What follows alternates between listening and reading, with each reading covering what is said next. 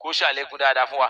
A ti kọ́kọ́ fi yẹn mọ̀ yí pé ànábì Musa wá ṣe hajj ni ló wá ń darí padà sí Madian. Wọn àwa mọ̀nà mọ́. Ẹ wá jẹ́ ká gbọ́ Al-Qur'an nínú Suratu Namli ayé ẹlẹ́ẹ̀kẹjọ sáyé ẹlẹ́ẹ̀kẹsàn chapter 27 kẹ́lẹ́ mọ̀ yí pé ànábì Musa lọ́lọ́wọ́n bá ń sọ. Ó ní falamma ja'aha nígbà tá ànábì Musa débẹ̀ núdìá làwọn ọlọ́wọ́n bá pè é amburika man fi nari barakina haula.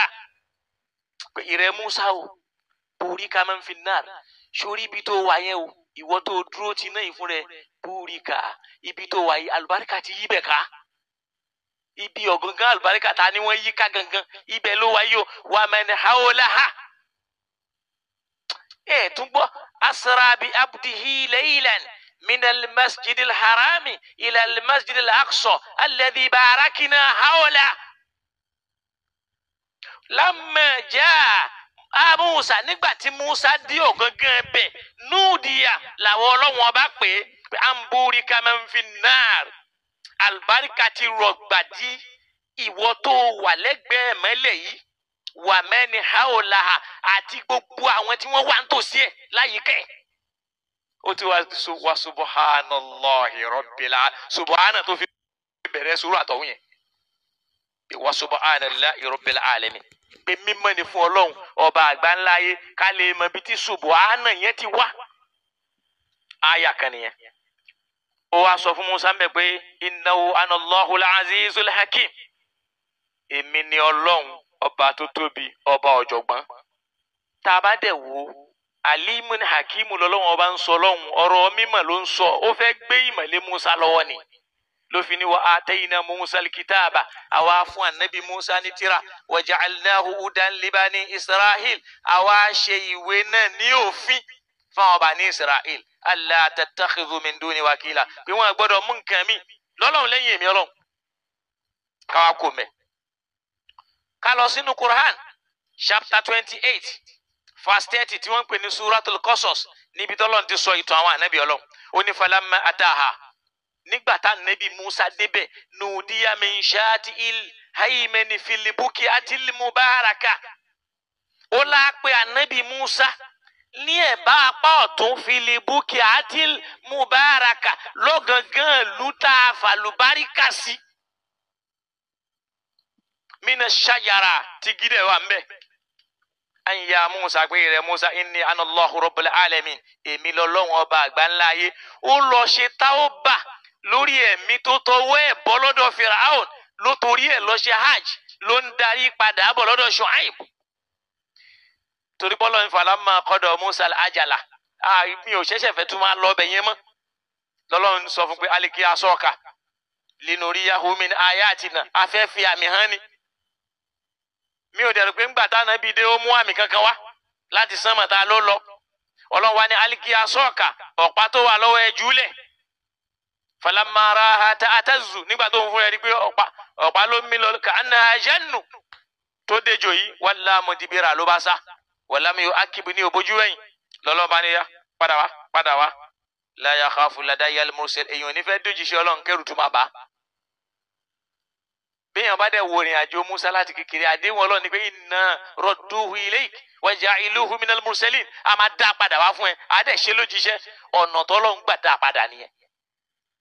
Àti rí àyà méjì tó lè púfù ẹ̀ fún wa yí pé ànábì Musa ni Ọlọ́run ọba ń sọ kọ́lọ́n kó ṣe àlékún dáadáa fún wa. Ìyẹn ń já sí pé lórí eré tá a bá ń sọ̀rọ̀ al-Isra ìyẹn jẹ́ fún ànábì wa Musa kò ní í ṣe pẹ̀lú ànábì wa Muhammad àyà tó tú nìyẹn. Àmọ́ ní ṣaláìró lórí kunkun tí ó takò kì í sì ṣe túláàsì ní kéèyàn gbantẹ́nìkan bá sọ ìwọ náà lè mú mi bò Kùránì ló sọ eléyìí. Kùránì ló wí èmi kọ́. Ìsìráù ti jókòó nù ó wá kó al-Miraj ká padà sọ́dọ̀ ànábì Muhammad. Àti kọ́kọ́ mọ̀ pé al-Isra'u ìrìn yìí ó ànábì Musa ni Kùránì dẹ̀ sọ ó wá kó Miraj yìí. Suratul Najmi kí ló ṣe níbàtàn pẹ̀lú Suratul Isra'i ṣọlọ́run sọ bẹ́ẹ̀ ni Ọlọ́run ò sọ bẹ́ẹ̀. ọ̀rọ̀ al-Israwi èyí táwọn afáfẹnu kò sí ni wípé ọdún kejìlá tá nẹ́bí dà nẹ́bí Ọlọ́run ló ṣẹlẹ̀. Súrátù Nájímì yìí sọ̀kalẹ̀ fún nẹ́bí lọ́dún karùn-ún tá nẹ́bí ṣe ìjìra. ẹ jẹ́ ká wá tún padà sínú àyà yẹn. ibi tí mo fẹ́ tún bẹ̀ ni pé wan najmi idha hawa ṣe pé wọ́n ní mo tún tukutu ni. so pé Ọlọ́run ní ìràwọ̀ nígbà tó bá yọ wọ́n á máa pe wáwò yẹn ní wáwò lùkọ́sàm. Ọlọ́run máa lò láti fi búra gẹ́gẹ́ bí pòun lọ́lọ́run kò sí tí ò lè lò. àwọn èèyàn láwa máa lò òun. ma dalla sahibukum wa ma gawa. ọ̀rẹ́ yín Muhammad ṣàbóso ìbí ló pé ọmọ ìyá yín ma dalla kò sí wí wa ma gawa kò sí sọ. in huwa wa ma yantik anil hawa. inte ń gbọ́ lẹ́nu ẹ̀yẹn kì í ṣe fẹ́ nu Kùránù ni. in huwa illa wahyun yuha. tí ọ̀rọ̀ tó ń sọ yẹn wáàyí ni wáàyí àdìsí ẹ̀ ṣe wáàyí. Kùránù ni wáàyí. àti wá ń fi stáì sọ àdìsù náà di wáàyí. àwa máa lo àyà yẹn pé ma yantik anil hawa. ànábì kì í sọ̀rọ̀ ìfẹ́ ẹnu. ànábì kì í sọ̀rọ̀ ìfẹ́ ẹnu. àmọ́ ànábì a máa ṣe àṣìṣe gẹ́gẹ́ bí ẹ̀dá ènìyàn. ànábì náà dẹ̀ sọ wípé kullu bani Adama khata'un. ó ní gbogbo abárẹ̀ ẹ̀dá láyé aláṣìṣe ni. ó ní wa khayrul khatta'ina at-tawwabun. èyí tó dáa jù nínú aláìṣe lẹ́tọ́rọ́ nígbà àdàgbà astaghfirullah. ẹ̀ẹ̀mejì ní Jìbìrìlù yọ sànẹ́bì láwòrán rẹ̀ lórí ilẹ̀ yìí ni ó wà nínú àwọn àdìsí Bukhari àti Muslim. máa kà fún wa máa dẹ̀ ṣí mi ní máa kà pé à ń ka pépà. Sahihul Bukhari Sahih Muslim rè Sahih Bukhari rè.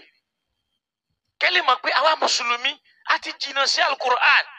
ariwo là ń pa doctrine là ń lò. manhaju ni pé àwọn kan ti gbé manhaju yìí kalẹ̀ a gbọ́dọ̀ yí. so ọwala nabi wa uwa wa allamahu shadidul quwa dhu mirratin fastawa wa huwa bil ufuki al a'la. wọ́n lẹ́ni yẹn máa wà ní sánmà ni thumma dana lẹ́yìn yẹn ni ó wà ti súnmọ́ ni ó súnmọ́ lẹ́lẹ̀ fatadalla ni ó súnmọ́ nabi faqaba qawsayni aw hadna. àwọn méjèèjì wọn wà jọ dà gẹ́gẹ́ bí qawsayni igi ọrún méjì aw hadna tàbí kan súnmọ́ra jù bẹ́ẹ̀ lọ. ibi tí wọ́n ti wá fi tú Ọlọ́run ní pé fa awha ila abudihi ma awha. wọ́n wá tó pé ṣe ànábì jẹ́rú Jìbìrìlù. wọ́n gbà pé Ọlọ́run ti mú àwọn ọ̀rọ̀ kan bẹ̀ yẹn ó ti tọ́jú ẹ pé fa awha Allahu Jìbìrìlà ila abudihi ma awha. Ọlọ́run ọba fi rán Jìbìrìlù sí ẹrú ẹ̀ tí ń jẹ́ Muhammad. ìtọ́lọ́run fẹ́ sọ fún làwọn wá fi ń tún pé fa awha ila abudihi. ṣàbí ọ̀rọ̀ Jìbìrìlù ló ń sọ bọ̀ tẹ́lẹ̀ Ọlọ́run ò wá mọ̀ ọ̀rọ̀ sọ tún wá dàrú. bẹ́ẹ̀ tó ń sọ pé fa awha Allah. Ọlọ́run ọba fi rán Jìbìrìlù sẹ́rú ẹ̀ Muhammad tó fẹ́ fi rán. torí bọ́lọ̀ ń jẹ́ kó yé wa yí pé nazzalahu ruhul aminu ala qalbika. Jìbìrìlù ló ń sọ ọ̀rọ̀ kalẹ̀ fún Ànábì. ọwọ́ ní fakana qaba qawsayni aw hadna fa awha ila abdihi ma awha. Ọlọ́run fi ṣẹ́ràn. Ọlọ́run wá ní afatumarunahu ala ma yara. ibi tá a ti wá lọ sínú àdìsù nìyẹn. ẹ jẹ́ ká lọ ka àdìsù yìí nínú Sahihu al-Bukhari. ó wà nínú Bukhari ó wà nínú Muslim. so ká wá lọ ka àdìsù yẹn kájọ wá gbọ́ oyè ìgbà. ẹ jẹ́ n kọ́kọ́ ka eléyìí tá ìṣàwí ká wá jọ gbọ́ oyè ìgbà tí Jìbìrìlù tó fara hàn ní Muhammad sallallahu ta'ala alayhi wa sallam. káwọn kọ wò. so mo fẹ́ ka àdìsí muttafaqun alayhi. ó wà nínú Bukhari ó wà nínú Muslim. ani Sha'bi am Masruq. látọ̀dọ̀ àfa wa Sha'bi. ó wà mí báyìí gangan òun náà ni mo fi ṣí síwájú mi dáadáa báyìí o. so ó ní látọ̀dọ̀ àfa wa Sha'bi lára àwọn sàhábà Nabi radiyallahu ta'ala anha. faqalat ya aba Aisha. ó ní kuntu muttaki'a 'inda Aisha ó ní mo jókòó mo rọ̀gbọ̀kú báyìí lọ́dọ̀ Aisha njọ́ náà ni ó ní Aisha bá ní ya aba Aisha ìrẹ bàbá Aisha mo fẹ́ kó gbọ́ ọ̀rọ̀ yìí ó ní thalathun àwọn ọ̀rọ̀ mẹ́ta kan bẹ o man takallama bi wahidatin minhunna bíyàn bá sọ ẹyọ kan nínú ẹ̀ faqad a'zama 'ala Allahi al-firya ẹni yẹn ti dáadáa pààrọ̀ ńlá ó ti dá a mọ́ lọ́hùn. mo ń fẹ́ kájọ máa gbọ́rọ̀ yìí ni o qad a'zama 'ala Allahi al-firya ẹni yẹn ti ṣe kíni ó ti dáadáa pààrọ̀ ó ti dá a mọ́ lọ́hùn.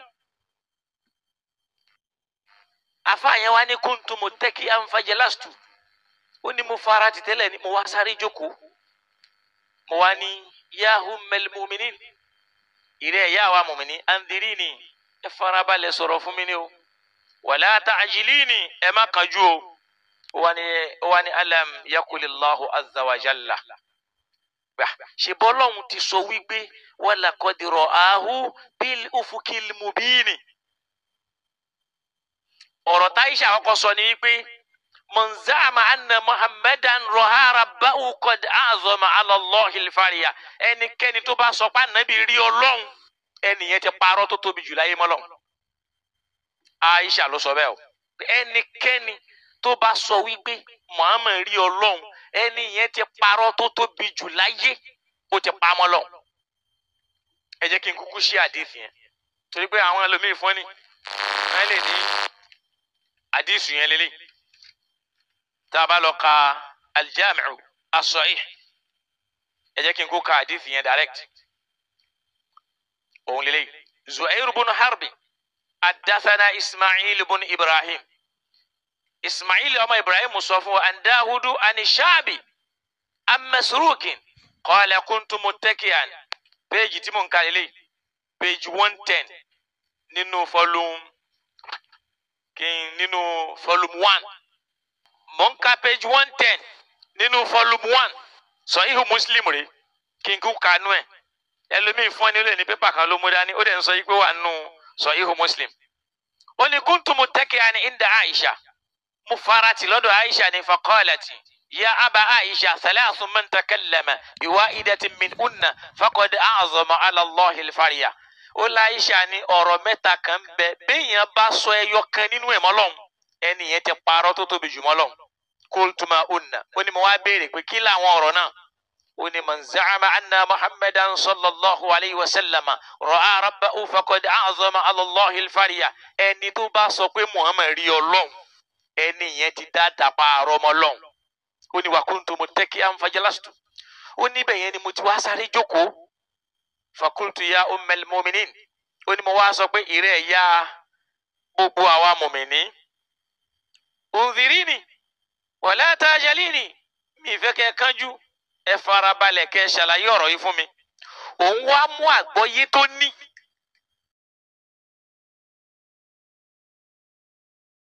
ó wá ń sọ pé alam yakulillahu azza wa jalla ó ní sọlọ́hun ò tí ì sọnú al-Qur'an pé wala qad ra'ahu bil ufukil mubini ìgbà ṣèbá nàbí ti rí ọlọ́run ní sánmà wala qad ra'ahu nazilatan ukhra ṣèbá nàbí tún rí nípele míì tán tó pé sidratul muntaha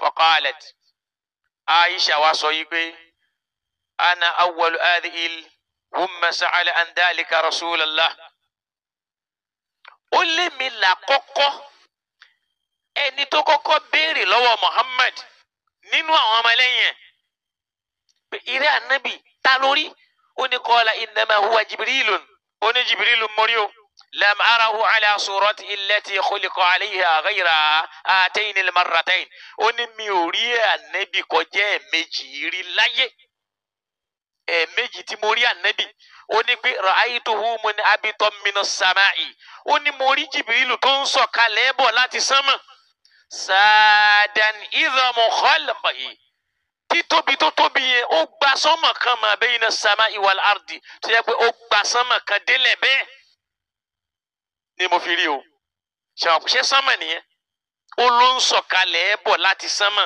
ó wá tóbi débi pé ó gba gbogbo ojú sánmà kan máa bẹ yìí sàmà ila al-ardi ó bẹ̀rẹ̀ láti sánmà tó fi délẹ̀ bẹ́ẹ̀ ni. Faqalati Aisha wá fún lésì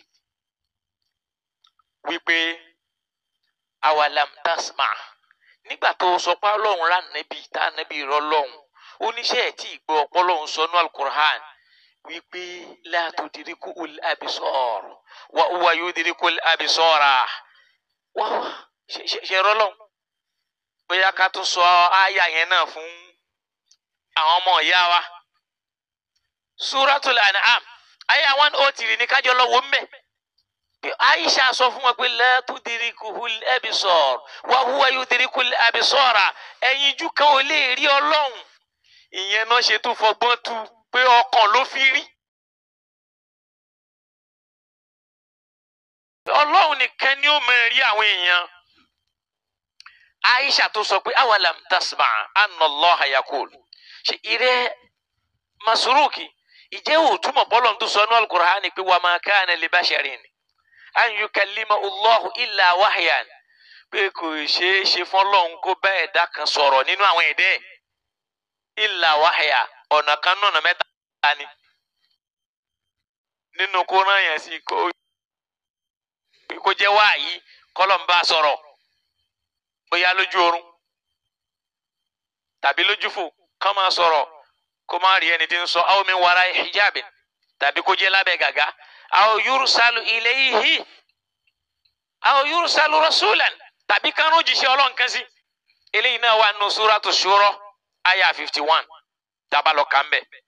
Aisha tó wá tẹ̀síwájú qalat Aisha tó sọ wípé wa man za'ama anna rasulallahi sallallahu alayhi wa sallam katama shay'an min kitabillahi faqad a'zama ala Allahi al-farya ẹni tó bá tún sọ wípé Ànábì fi kíní kan pamọ́ nínú al-Qur'an tí ò sọ fáyé ó lẹ́ni yẹn ti parọ́ ńlá mọ́ Ọlọ́hun torí pé Ọlọ́hun sọ fún Ànábì pé ya ayyuhar rasul nínú suratul Ma'idah aya 67 yìí pé balligh ma unzila ilayka min rabbik iṣẹ́ táwọn Ọlọ́hun bá fi rán yìí jẹ́ fáwọn èèyàn wa in lam taf'al tó o bá ṣe bẹ́ẹ̀ fama balagta risalata o jíṣẹ́ yẹn o wallahu ya'simuka minan nas ìyẹn la wá ń ṣìtúlẹ̀ ní pé Ànábì ti ní ismọ̀ kò lè ṣe mistake bẹ́ẹ̀ kí Ọlọ́hun ó ṣọ́ aburú ò ní ṣe ẹni tó lóun máa ṣọ́ ẹ wá sọ fún wa pé Ọlọ́hun ò ṣọ́ wọ́n ṣògùn tí ó ràn án.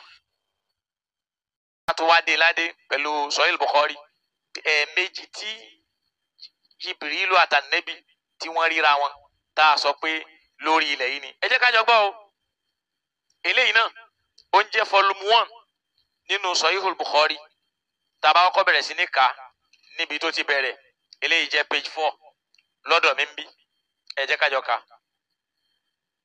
wọ́n ní qala ibn Shihab wa akhbarani Abu Salma ibn Abdurrahman anna Jabir ibn Abdullah al-Ansari qala yuhaddithu an fatarat al-wahyi fi hadithi wọ́n sọ nípa bí Ànábì ṣe bẹ̀rẹ̀ sí ní gba wáyé àwọn kọ́tà Ànábì ó kọ́kọ́ gba wáyé rẹ̀ ó ní Yahya ibn Bukair ó ní Ànábì bí wọ́n lọ ń ṣe ìbádà nínú Gar Hira wọ́n nígbà tó wá dijọ́ kan Jibrilu wá yọ sí láwòrán tọ́lọ́run fi dá Ànábì sọ wípé mi ò fẹ́ kà á kó mọ́gùn wúwa fi Gar Hira'in ó wà nù Gar Hira faja'ahu al-malaku ní Jibrilu bá dé faqala ikra ló bá ní ó yá ká qala ma ana biqari mi ì ṣe ni tó mọ̀ nǹkan ká qala fa akhadhani faqattani hatta balaga minni al-jahda ó ní Jibrilu wá bù mí so fún mi mọ́ra pẹ́pẹ́pẹ́ títí ìnira fi mú mi thumma arsalani ló bá sọ mí lẹ̀ faqala ikra ló bá tún ní ká qultu ma ana biqari mi ò máa ka fa akhadhani faqattani thaniya ló bá tún mú mi lẹ́ẹ̀kejì ló bá tún bù mí so ló fún mi mọ́ra ìnira yẹn tún mú mi ó tún sọ mí lẹ̀ ó tún ní ikra ká qultu ma ana biqari fa akhadhani faqattani thalitha ó wá fún mi mọ́ra lẹ́lẹ́kẹta ثم أرسلني فقال اقرأ باسم ربك الذي خلق الإنسان من علق فرجع بي يا رسول الله ìyẹn là nẹ́bí fi bá padà sílé yarju fuhaduhu lẹ́mí ẹ bẹ̀rẹ̀ sí ní gbọ̀n pẹ́pẹ́ fadakhala ala Khadija bintu Khuwailid ló wá wọlé tọ̀ Khadija ọmọ Khuwailid faqala zammiluni zammiluni zammiluni fazammalu daṣọ bomi hatta za'aba anhu ra'u títí jìnnìjìnnì fi kú lára ẹ̀. Ó wá sọ fún Khadija wa akhbar al-khabara ó wá sọ nítorí fún ó wá ní khashitu ala nafsi ẹ̀rù ẹ̀mí mi ń bà mí ò ṣe pé kú lélẹ́yìí ọlọ́njẹ́ níyàwó rí. Khadija ní kalla wallahi ma yuqsika Allahu abada mo fọlọ́n búra ọlọ́run ò ní dojú tiẹ̀ láyé ẹ̀tẹ́ ò ní gbẹ̀yìn ọ̀rọ̀ ẹ torí kí ni innaka la tasilur rahim òun bẹ́ bí ṣe àwa mùsùlùmí ti ní àbẹ́ bí ṣe mọ́ kèfèrí ní gbogbo àwọn tó bí o kò torí ẹ̀yà wọn lẹ́ o kò yàn wọ́n lódì o kò bá wọn jà o ó ń pè wọ́n ní o wọ́n àtàkì ẹ̀ ló lo self defence o àwa tẹ̀lé ẹ̀ wọ́n bá ṣe ń ṣe o mùsùlùmí lásọdọ̀ tá ara wa yìí o kèfèrí là nábì òmù lọ́tàjọ́ náà yìí o so ó wá mú Khadija wa ń sọ fún yín pé àtàmìlò kalla ìwọ́n ti jẹ́ pé tó o bá rẹni tó gbé nǹkan tó wúwo wàá máa ràn wọ́n lọ́wọ́ wà taksibul ma'duma béèyàn bá jẹ́ nìkan tí ò ní nǹkan ó bá wa wà tukiri dayfa tó o bá rà lejò wàá tọ́jú ẹ̀ wà tu'inu ala nawaibil haqq bó dodo bá sọnù láàrin ìlú wàá rí pé bọ́ọ̀lù dodo gbẹ ẹ̀tọ́ ẹ̀ fún ó bá mú lọ tó fi dọ́dọ̀ Waraqa ọmọ Nawfal bọ́nù Asad bọ́nù Abdul Uzza bọ́nù ammi Khadija òun jẹ́ ọmọ ọ̀nkù sí Khadija kọ́di tanọ́ sọ̀rọ̀ filija ìlíya gẹ́gẹ́ bẹ́ẹ̀ ṣe ń sọ yìí pé nasara lòun nígbà ayé àìmọ̀kan kì í ṣe kristẹni torí pé kẹlmọ́tù nasara ló wà ńbẹ̀ kò sí ń tà ń pè ní kristẹni òun ló wà bíi pé kọ́di tanọ́ sọ̀ra filija ìlíya òun náà pẹ̀ láwọn tí wọ́n gbà láti ran Nabi Isa lọ́wọ́ nínú ẹ̀sìn tí wọ́n ń sìn gbà náà wa kana yaktubul kitab al-ibrani òun máa ń kọ iburu pẹ̀lú àwọn ìwé fayaktubu minal injil ó máa ń kọ injil lédè iburu an yaktuba wa kana shaykhan kabira qad amiya arúgbó ni ó ti fọ́ lójú. Khadija wa mú débẹ̀ wa ni yabna ammi isma min ibn akhik Khadija ò tún jẹ́ sọ̀rọ̀ ó lóun fẹ́ kó tẹ́tí sí tó lóun lórí nǹkan ìyàwó tiẹ̀ mú ẹ débì kan òun ló tún bẹ́ẹ̀ ń rojọ́ ìwọ wá dìgbẹ́ òdání. فقال له ورقة يا ابن أخي ماذا ترى إذا ما يا مكين انتوري لا نبي بافنيرو انتوري ورقة هذا الناموس الذي نزل على موسى يرون توسو كالف موسى ري kò sọ pé ntọ́sọ̀ kalẹ̀ fún yín sá torí pé wọ́n sọ kalẹ̀ fún wọ́n sọ wí kalẹ̀ fún wọ́n ní yá laytani fiya jaza'an laytani akuna hayya namusu alladhi nazzala ala Musa irú ntọ́sọ̀ kalẹ̀ fún Musa rè kò sọ pé ntọ́sọ̀ kalẹ̀ fún yín sá torí pé wọ́n sọ kalẹ̀ fún wọ́n sọ wí kalẹ̀ fún. wọ́n ní yá laytani fiya jaza'an laytani akuna hayya ó dẹ̀ dùn mí o tí mi ò ní sí láyé ńgbà náà idh yukhrijuka qawmuka nígbà táwọn èèyàn yìí bá lé ẹ jáde wọ́n lé ẹ jáde torí pé àwọn ti kánú ìwé wọn lànàbí wa ń béèrè pé amukhriji-yahu wọ́n máa lé mi jáde àfáàyí ni lam ya'ti rajulun qattun bimithli ma ji'ta bihi illa udiya ẹnìkan ò ní gbérù tó mú wá ìdání àbí kan mú lọ́ta àmọ́ in yudrikni yawmuka ansuruka nasran mu'azzara àmọ́ tọ́lọ̀ ń bá ní kásìkò yẹn bá mi láyé má dúró tiẹ̀ tán yányán ni mi ò ní fi ẹlẹ́ òkúta mọ̀ tẹ̀lé ẹ káàkiri fún mọ̀lẹ́mí ẹ̀ ṣe kò tiẹ̀ wá tọ́jọ́ bí Wáràkà ṣe jáde láyé nìyẹn